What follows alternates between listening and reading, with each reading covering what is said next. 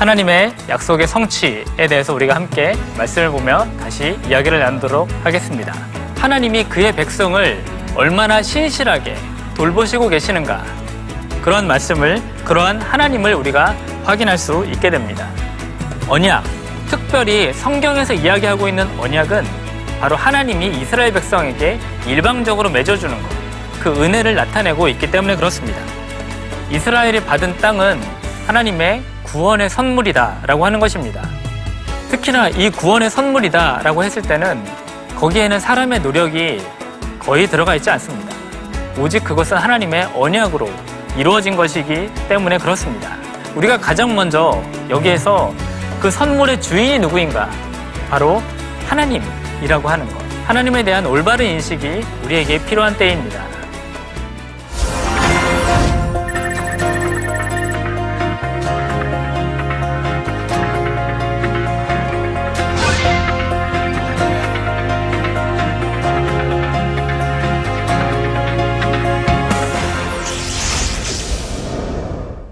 안녕하세요.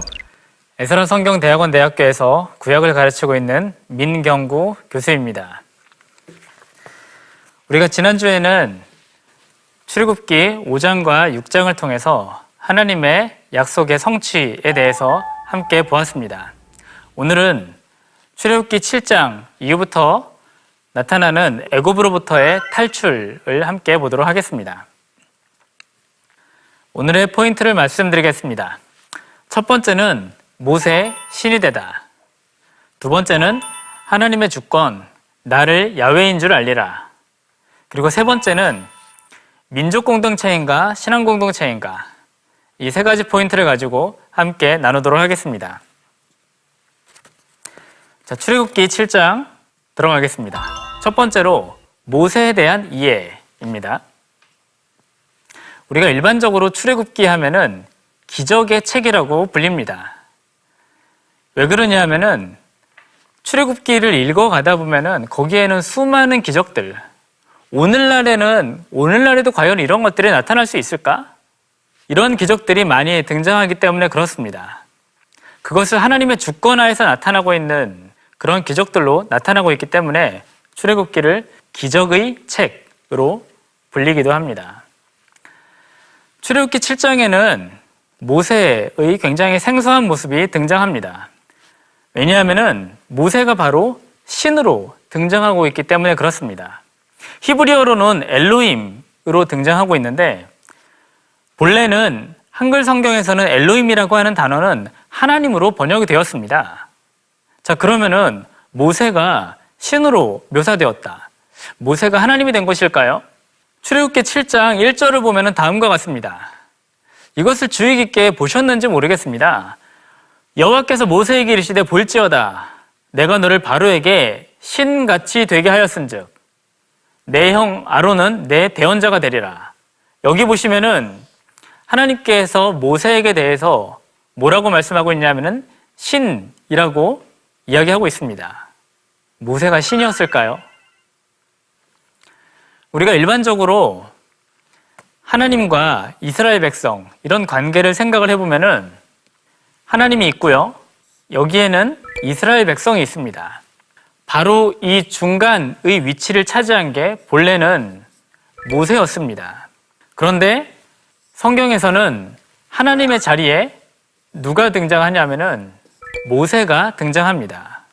그리고 바로라고 하는 사람이 등장을 하고요, 이 중간에 등장하는 게 바로 아론입니다. 이런 구도를 보시면은 모세는 바로에 대해서 지금 신처럼 등장하고 있습니다. 이것을 또한 이해하기 위해서는 고대에서 왕에 대한 이해가 사실은 필요하기도 합니다. 고대에서 왕은 어떤 존재였을까요? 왕은 굉장히 특별한 사람이었습니다. 왕은 신에 의해서 선택된 자였고요, 신의 대리자로 나타나기도 했습니다. 그래서 신은 왕을 통해 자신의 통치를 이루기도 하는, 그런 왕을 굉장히 부각시키는 그런 성경의 모습을 우리는 어렵지 않게 찾아볼 수 있습니다. 또한 그것은 무엇을 말하느냐 하면은 왕의 말은 곧 신의 명령으로 간주되기도 했습니다. 그래서 왕의 말은 곧 법이 되는 것, 이것이 바로 고대 사회였습니다. 그래서 왕의 말 한마디로 사람의 목숨을 앗아가기도 하는 이런 것이 바로 고대 사회였다라고 하는 것입니다. 우리가 잘 알고 있는 이 바로 중에 람세스라고 하는 사람이 있습니다. 람세스는 라라고 하는 신이 낳았다라고 하는 뜻입니다. 라가 낳았다. 이 라라고 하는 신은 바로 애굽의 태양신을 이야기를 합니다. 그래서 태양신이 낳은, 태양신인 라가 낳은 사람, 그렇기 때문에 바로도 신으로 이해가 되었던 것입니다. 그래서 모세를 신처럼 만들겠다, 혹은 모세가 내가 바로 앞에서 신이 되겠다라고 하는 것은 이방신인 바로와 야훼 하나님으로, 야훼 하나님의 대표로 이해되는 바로 이 모세의 대결로, 이런 대결 구도로 우리가 이해하시면 좋을 것 같습니다.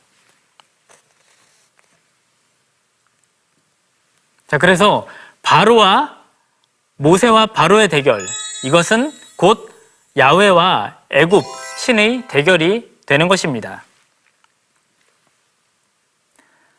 자, 이런 대결에서 성경은 무엇을 이야기를 하냐면은 나는 야훼인 줄 알리라. 바로 하나님에 대한 강조가 굉장히 자주 나타납니다. 나를 야훼인 줄 알리라. 이것은 우리가 여러 기적들 이야기가 한 번씩 나타날 때마다 하나님께서 나를 야훼인 줄 알리라, 나를 야훼인 줄 알리라, 이런 선언들이 등장합니다. 자, 가장 첫 번째 기적으로 우리가 알 수 있는 것은 뭐냐면은 바로 이제 물이 혹은 나일강이 피로 변한 이 사건인데요.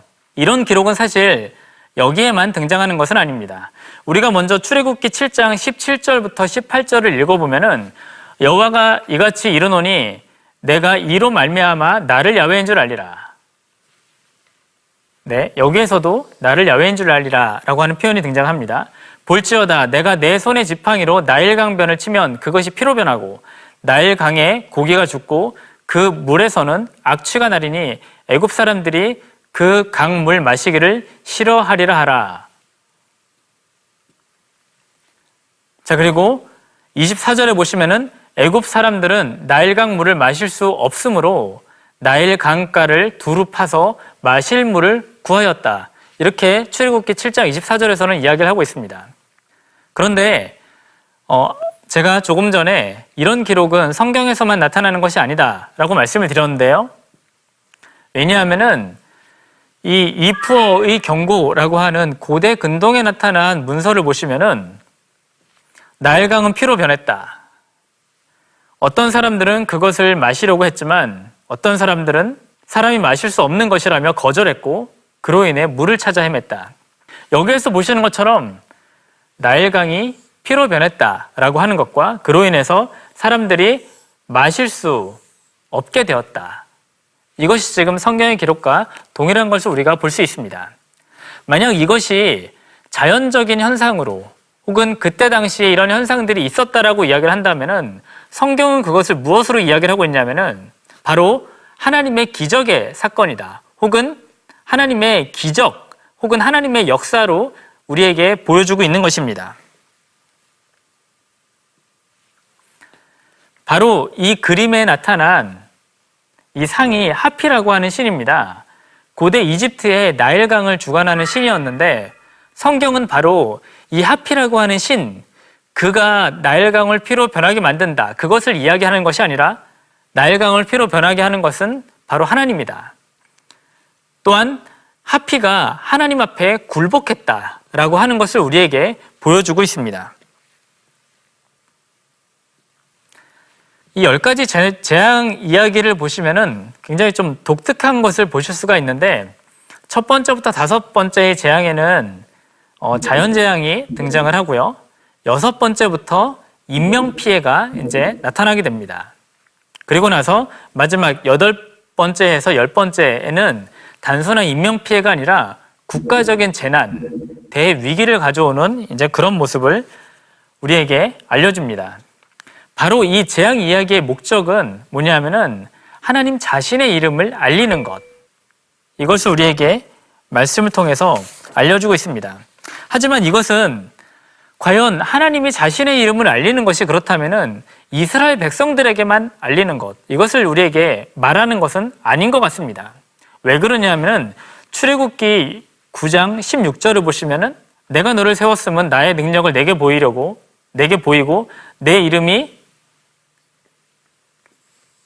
온 천하에 전파되게 하려 하였음이니라. 바로 하나님의 이름은 이스라엘에게만 알려지는 것, 이것을 이야기하고 있지 않습니다. 하나님의 이름은 이스라엘을 뛰어넘어서 온 세계에 전파되는 것, 그것이 바로 이 재앙 이야기의 목적이라고 하는 것입니다. 그리고 또한 실제로 이 이야기는 나중에 뒤에서 이루어지기도 합니다. 예를 들어서 모세의 장인이었던 이드로라고 하는 사람이 뭐라고 이야기를 하냐면은 내가 야훼 하나님이 한 것을 들었다라고 이야기를 합니다. 그렇기 때문에 하나님의 이름이 전 세계에 널리 퍼지는 것, 그것을 우리에게 알려주고 있고, 또 하나 우리가 예를 들 수 있는 것 중에 하나는 기생 라합의 이야기입니다. 기생 라합이 정탐꾼들을 숨겨주면서 뭐라고 이야기를 하냐면은 야훼 하나님에 대해서 자기가 들었다라고 하는 것을 성경은 우리에게 보도해 주고 있습니다. 이처럼 우리가 출애굽기 이 10가지 재앙 이야기를 보면은 여기에서만 보면은 하나님의 이름이 과연 널리 퍼졌을까? 질문을 던지기도 하지만 성경을 계속해서 읽어가다 보면은 하나님의 이름이 실제로 하나님의 능력으로 인해서 널리 퍼지고 있구나. 그것을 우리가 확인할 수가 있습니다. 자, 재앙 이야기의 목적으로 또 하나 중요한 것 중에 하나는 그것을 그 당시대 사람들에게만 알리는 것, 그것을 이야기하고 있지는 않습니다. 그것은 바로 후손들에게 알리는 것입니다. 출애굽기 10장 2절 말씀을 보시면은 내가 내게 애굽에서 행한 일들, 곧 내가 그들 가운데서 행한 표징을 내 아들과 내 자손의 귀에 전하기 위함이라. 성경 우리에게 이렇게 알려줍니다. 여기 있는 아들, 자손이라고 하는 것은 그 당대만을 이야기를 하지 않습니다. 그 후대에도 계속해서 이런 이야기들이 전해져야 한다. 이것을 우리에게 지금 교육하고 있는 것입니다. 그런데 이스라엘 사람들은 그러면 어떻게 교육했을까요? 아마 한국에 있는 많은 부모님들 가운데도 이스라엘의 교육에 대해서 조금은 관심을 갖고 계시지 않을까 생각을 합니다.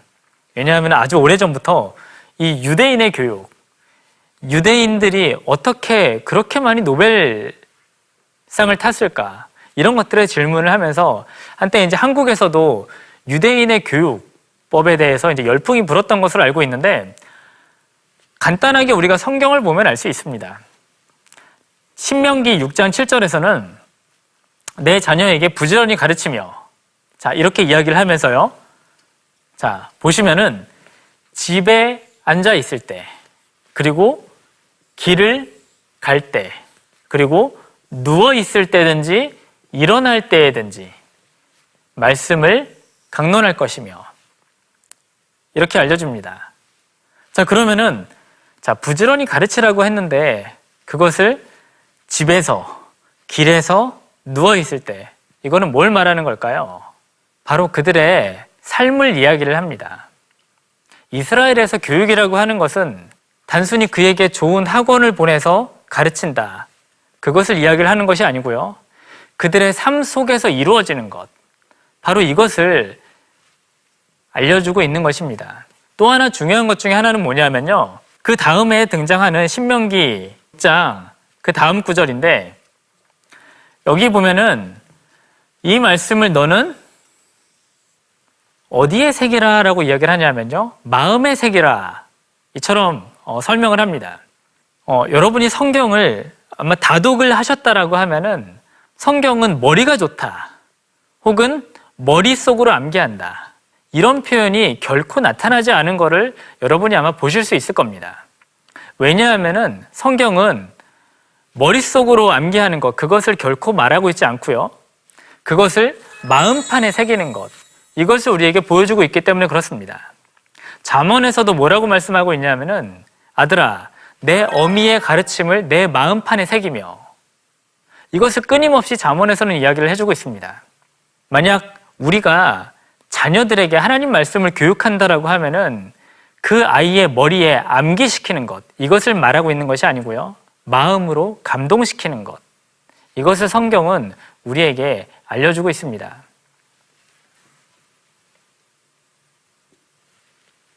자, 그리고 또 하나는 히브리 성경을 우리가 TNK라고 이제 보통 표현을 하는데요. 이 TNK라고 하는 것, 이것은 이제 타나크라고 읽습니다. 여기에서 T는 바로 이제 토라의 약자인데, 이 토라는 제가 처음 강의할 때도 이제 설명 들었던 것처럼 바로 가르침을 의미합니다. 그래서 본래에는, 고대에는 부모가 성경을 가르치는 것, 부모가 자녀에게 성경을 교육하는 것, 이런 것들도 심지어는 토라의 범주에 들어가기도 했습니다. 그래서 부모가 하나님 말씀을 가르치는 것, 이것은 굉장히 중요합니다. 그것을 통해서 세대 간의 신앙이 전수될 수 있고 믿음의 계대를 이룰 수 있기 때문입니다.